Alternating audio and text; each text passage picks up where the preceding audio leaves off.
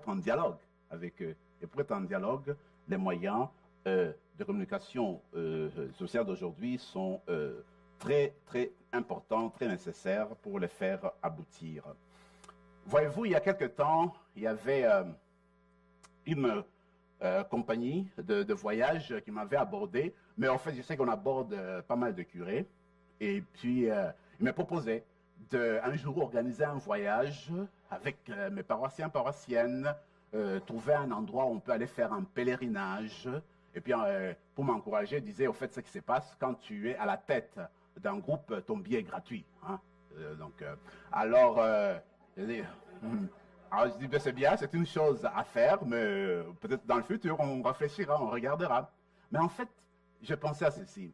Quand tu accompagnes un groupe en pèlerinage, tu es aussi en pèlerinage.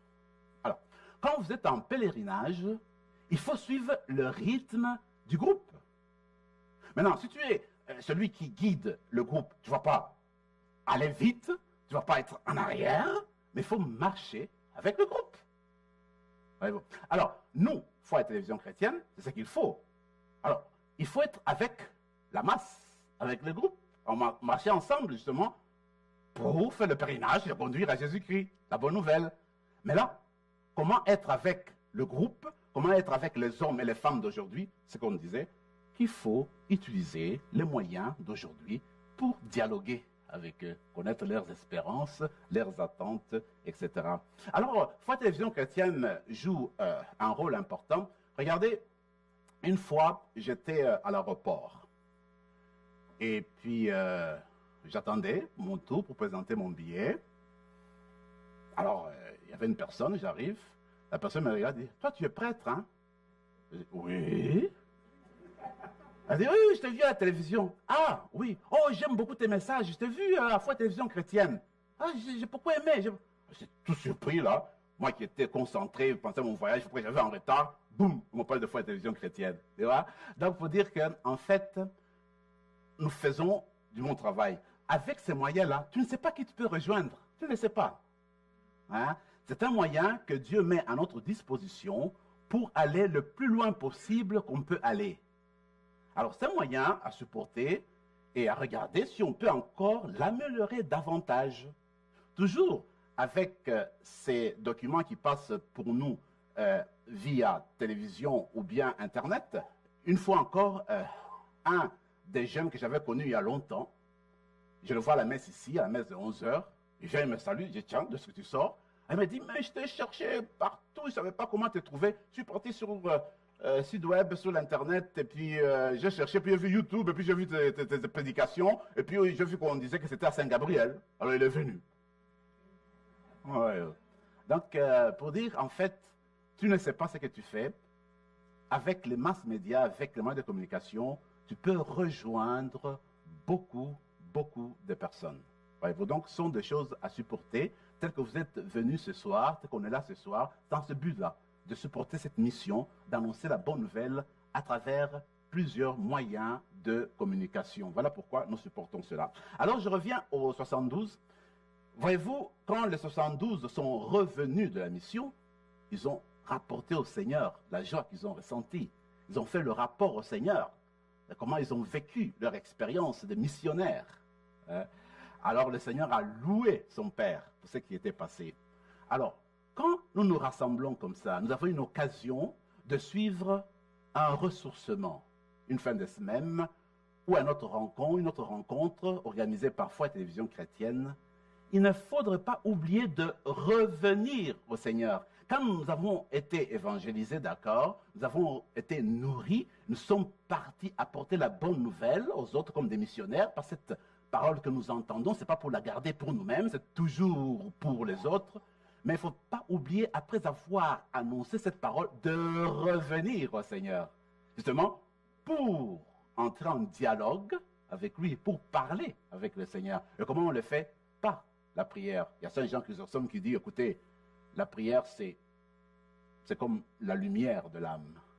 Parce qu'elle nous met en contact avec Dieu, elle nous propulse vers Dieu, elle nous dirige vers Dieu. Parce que c'est une lumière qui vient de l'intérieur, voyez-vous. Alors, il me semble que quand on a été évangélisé, qu'on a fait le travail de missionnaire, il ne faut pas oublier cette deuxième partie, revenir au Seigneur pour lui faire état de la mission. Et puis, ce qui est beau dans le 72, c'est qu'on les a envoyés 2 à 2, dit le Seigneur, dit l'Évangile. Alors, quand j'étais jeune, ma mère appartenait à la Légion de Marie. Et puis, comme ceux qui connaissent les légionnaires, généralement, ce qu'ils appellent la mission d'apostolat, ils le font toujours 2 à 2. On les envoie 2 à 2 dans les hôpitaux, dans les prisons, etc. Alors moi, je ne comprenais pas 2 à 2. Oui, je dis à ma mère, pourquoi? Elle dit, oui, nous, c'est comme ça, toujours 2 à 2. Mais aujourd'hui, quand j'ai réfléchi, je dis, en fait, 2 à 2, pourquoi? Peut-être parce que, en faisant la mission, on a besoin de partager ce qu'on fait. On a besoin de se supporter mutuellement. On a besoin d'échanger des expériences. Alors, quand nous venons à Foi et Télévision Chrétienne, il ne faut pas rester comme des personnes qui ne communiquent pas, qui n'échangent pas, qui ne se parlent pas. On devrait, quand on est là, on forme une famille, on peut partager ensemble ce qu'on vient de recevoir. Et puis, on peut même partager l'expérience qu'on a vécue après avoir entendu telle prédication. 2 à 2. C'est pour échanger, pour se supporter mutuellement. Voilà pourquoi 70 disciples, je disais, c'est vous, c'est chacun, c'est chacune d'entre nous. Alors nous sommes portés à dialoguer, à nous supporter mutuellement, à nous porter mutuellement en vue de cette évangélisation-là. Alors ça, c'est une chose, à mon avis, qui est très importante et qu'il faut continuer à nourrir continuellement. Alors, comme conclusion, qu'est-ce que je peux dire? Eh bien, comme conclusion, je reviens à rappeler que, comme baptisés, nous avons tous et toutes la mission d'annoncer notre Seigneur. Voyez-vous. Alors, le travail que fait Foi et Télévision Chrétienne, que nous supportons, est là pour nourrir cette mission, pour nourrir cet apostolat auquel nous sommes appelés.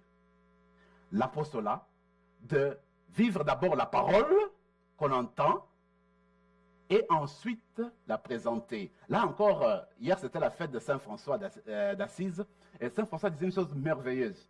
Regardez, il disait à ses frères, quand il a fondé les franciscains au début, j'ai fini avec ça, qu'il a fondé les franciscains au début, il leur disait, regardez, parce que les frères sont partis le voir, il dit, François, regarde, bon, c'est vrai, je voudrais qu'on aille évangéliser ce que nous faisons, mais est-ce que tu ne penses pas qu'il faudrait que certains d'entre nous aillent faire des études poussées, justement pour annoncer la bonne nouvelle?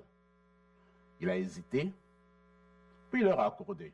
Il a dit, non, non, allez à l'université, allez apprendre la Bible, allez faire tout cela, mais n'oubliez pas que après vos études, l'évangélisation doit se faire plus par les actes que par la parole. Donc tu vas passer tes études, là tu fais 10 ans, tu étudies la Bible, mais pour prêcher, il faut prêcher par l'exemple. La parole, deuxième place. Donc, l'évangélisation du chrétien se fait d'abord par le style de vie, par le contact, par l'attitude. Voyez-vous. Alors, il me semble que nous, à Foi et Télévision Chrétienne, c'est ça qu'il faudrait qu'on vise, savoir vivre cela d'abord et ensuite l'annoncer. Voilà ce que je pensais partager avec vous ce soir. Ce qu'il faudrait faire, c'est que retenir, en peu de mots, retenir que ce que nous faisons ici, c'est annoncer la bonne nouvelle. Voyez-vous. Alors, cette bonne nouvelle, c'est que quand nous parlons avec les gens, il ne faudrait pas qu'après notre conversation, la personne soit déprimée. Voyez-vous. Il faudrait que quand on a parlé avec la personne, qu'elle soit rebâtie, relevée, et qu'elle parte à la maison avec joie. Voyez-vous, c'est ça, au fait, qu'il faut essayer dans notre travail de mission, et que chacune de nous se rappelle qu'elle est missionnaire, qu'il est missionnaire, et nous sommes appelés à faire des disciples de Jésus-Christ, c'est-à-dire des gens qui veulent prendre Jésus-Christ pour leur maître. En un mot, qu'est-ce que Jésus-Christ a fait? Je pense que dit Pierre, il a passé sa vie en faisant le bien. Alors c'est que pour être disciple de Jésus-Christ, il faut passer sa vie en faisant le bien. Merci.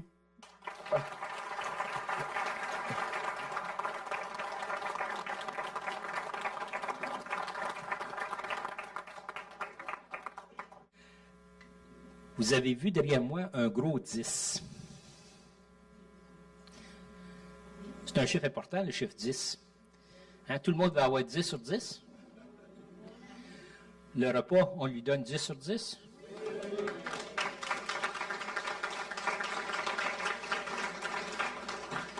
L'abbé Jacques, pour ambassadeur de la paix, on lui donne 10 sur 10. Je voudrais vous remercier tous et toutes d'être ici présents ce soir. Puis les gens qui nous regardent aussi à la télévision.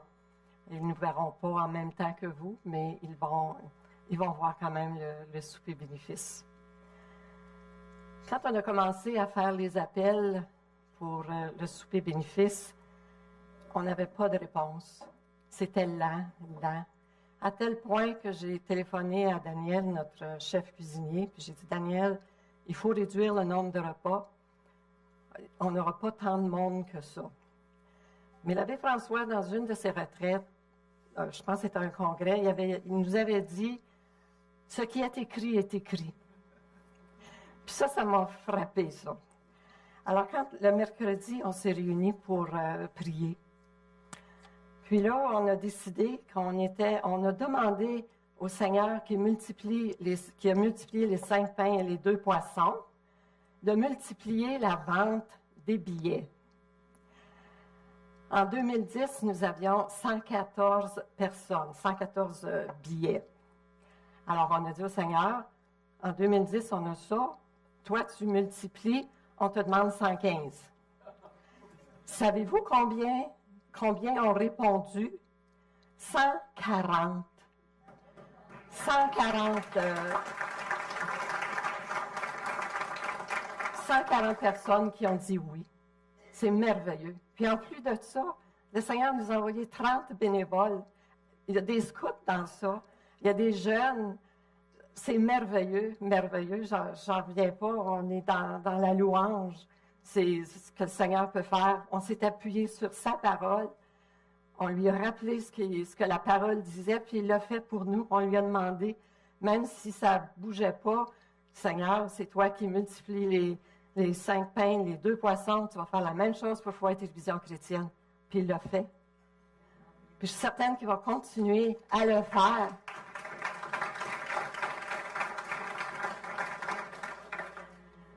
Le mois d'octobre, c'est le mois des missions. Sainte Thérèse, l'Enfant Jésus, est patronne des missions, mais elle n'a jamais sorti de son couvent. Puis vous, en étant ici ce soir, vous êtes missionnaire de la bonne parole parce que vous appuyez Foi et Télévision Chrétienne. Puis c'est grâce à vous, puis aux gens qui écoutent la télévision, puis même des gens qui reçoivent la lettre mensuelle, n'ont pas accès à la télévision, qui nous regardent sur l'Internet, puis qui envoient des dons. Je sais que tout le monde est sollicité. Tout le monde, on demande de l'argent, on reçoit des appels, on reçoit des enveloppes, on reçoit ci, on reçoit ça. Tout le monde veut de l'argent. Puis c'est bien d'appuyer la Société du cancer, puis la Société du cœur, puis les malentendants, puis les aveugles, puis tout ça. J'ai pas rien contre ça, là. Mais tout le monde donne à ces organismes-là. Mais qui donne à des organismes religieux? Ceux qui ont la foi. Puis je demande au Seigneur de multiplier les 5 pains puis les 2 poissons, puis de multiplier les fruits de cette levée de fonds. Alors, je vous remercie beaucoup.